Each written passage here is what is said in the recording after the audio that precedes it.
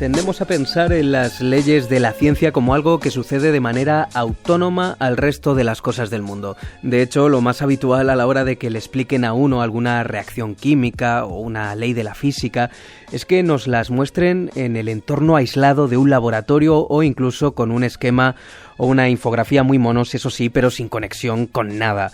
Pero eso, Miguel Ángel Delgado, buenas tardes. Buenas tardes. Eso está muy lejos de lo que pasa en la realidad. Así es, porque si partimos de que las leyes de la ciencia rigen y explican el mundo, pues convendremos en que forman parte de la naturaleza.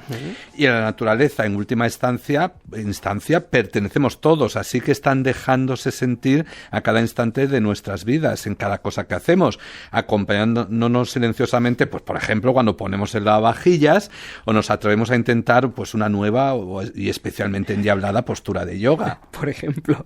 Y esas leyes son absolutamente democráticas. Actúan igual sobre todos, tanto los más poderosos e influyentes como en la persona más anónima de la sociedad. Efectivamente, incluso en los momentos clave de la historia, que en muchos casos no habrían tenido el desenlace conocido por todos, si no hubieran intervenido, pues por ejemplo, las leyes de Newton por el camino. Claro, bueno, este arranque de la sección de ciencia de hoy puede sonar especialmente rebuscado, pero es que un libro de reciente aparición explora precisamente el papel que los principios de la física, que muchos estudiamos y olvidamos, los estudiamos en el instituto, otros en la carrera, tuvieron en algunos de los momentos más señalados de la historia. Sí, además el título no deja el más mínimo resquicio a la duda. Hablamos del libro Historias de la Historia explicadas por la física, del ingeniero y divulgador y colaborador del programa Hombros de Gigantes de Radio 5, Javier Ablanque, un título que ha sido publicado por Guadalmazán. Un título que, como dices, no deja lugar a la duda y tampoco los eventos que aborda, que podrían aparecer en cualquier hit parade histórico que se precie, ¿no? Sí, porque por sus páginas desfilan, pues, yo qué sé, el hundimiento del Titanic, los vikingos, la travesía de los Andes por Aníbal,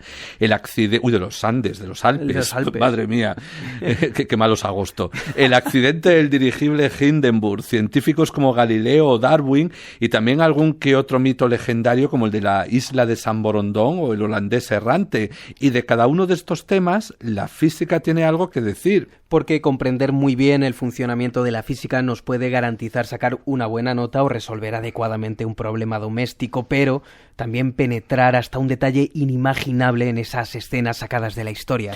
Sí, uno de los capítulos que mejor lo ejemplifican es el que dedica a Barbanegra, el temido pirata, porque en él, como en el resto, primero nos da las coordenadas para que recordemos los hechos principales de su biografía y el contexto en el que apareció la piratería y cómo el temido bucanero pasó de ser una de las piezas más valiosas del hostigamiento de los británicos a las posesiones españolas en el Caribe a ser un enemigo a batir por ellos. Pero cuando ya nos lo ha dejado claro, el autor cambia el objetivo y deja el catalejo para tomar un microscopio que desciende hasta el detalle más nimio de esos mismos cuadros que antes hemos visto a gran escala. Y es entonces cuando, como si fuera el entramado que lo sostiene todo, aparecen en acción esas fuerzas que, como mucho, eran una fórmula memorizada con más o menos trabajo para un examen. Exactamente, y ahí es donde se ve esa mirada distintiva de Ablanque, porque ahí es donde pasa a relatarnos no solo la física del abordaje, que tiene mucho que decir sobre cómo se habían ido adoptando las distintas técnicas a lo largo de la historia, sino también la explicación científica de por qué se esparcía serrín sobre las cubiertas de los navíos implicados o por qué los piratas tenían tendencia a cubrirse sus cabezas con pañuelos, algo que tiene una explicación cruel y sangrienta, pero en ambos casos, tras ellas, asoman también, una vez más, las leyes de Newton. Guau, pero la física en ese contexto aparece en multitud de detalles más, ¿no? Exacto, como en por qué funciona la pólvora, que bueno, es algo más de química, pero en el mecanismo del funcionamiento de una pistola interviene la física, o en cómo se forman los distintos oleajes, que es también un puro fenómeno físico.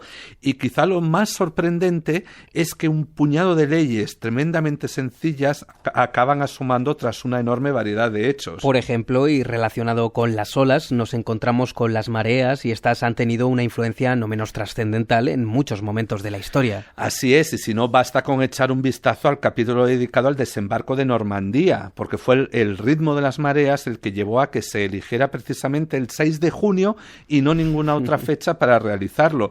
Y no olvidemos que las mareas son la última manifestación y no precisamente la menos impactante de la complejísima danza espacial que protagonizan el Sol, la Tierra y la Luna, y cuya determinación sería imposible sin la participación de la física. En el libro, como comentábamos, queda sitio para homenajear a grandes nombres de la ciencia como Newton, lo has mencionado, o Galileo. Sí, pero también queda hueco para algunos de los momentos mayores firmados por nuestros paisanos, como la expedición Malaspina, una de las de mayor rédito científico de las realizadas en los siglos de las grandes navegaciones. Y también lo has dicho para las anónimas mártires que causó el desconocimiento de los peligros de la radioactividad. Sí, hablamos de las chicas del radio que pintaban las esferas de los primeros relojes con esfera luminiscente que utilizaba esa sustancia radiactiva, el radio, y que sufrieron en sus carnes lo que la radiación podía hacer antes de que se decidiera intervenir y eliminar ese elemento. Una historia que nos cuenta en detalle, por cierto, el libro Las chicas del radio de Kate Moore, que en castellano ha publicado Capitán Swing. Y sin olvidar, ya que tenemos reciente, la película de Oppenheimer, que España también tuvo su equivalente al Proyecto Manhattan. Sí, que cosas de la época en la que se realizó recibió el nombre de Proyecto Islero, tomado